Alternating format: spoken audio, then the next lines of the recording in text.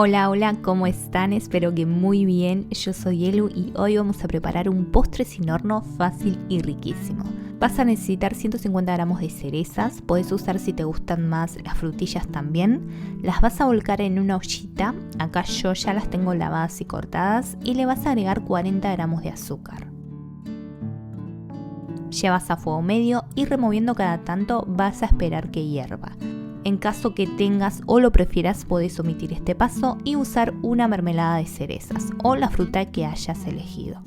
Una vez que hierve, bajas el fuego a mínimo y dejas 5 minutos removiendo cada tanto. Vas a ver que se va a ir espesando y una vez pasado el tiempo, apagas el fuego. Dejas en otro recipiente para que enfríe. Ahora vamos con la crema. En un bol volcás 360 gramos de queso crema, batilo un poco para cremarlo, añadile 300 mililitros de crema de leche y 80 gramos de azúcar. Batilo hasta tener picos firmes. Y no te olvides de ese me gusta que me ayuda mucho a que el canal siga creciendo.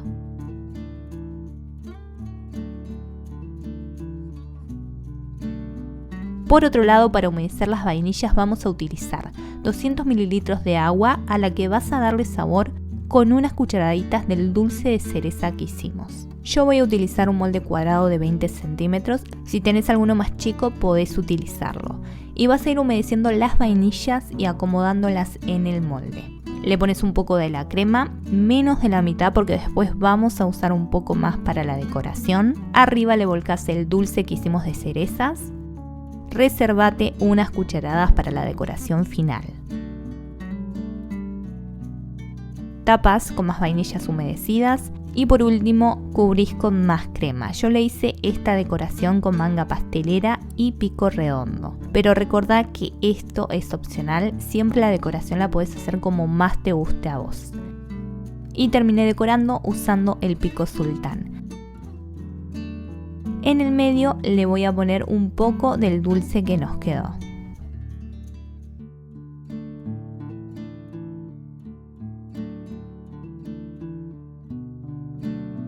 Y déjala en la heladera por lo menos 3 horas para que quede más rica. Podrías comerla en el momento, pero siempre es mejor dejarla un tiempito en la heladera para que todo tome más firmeza y además quede más húmeda.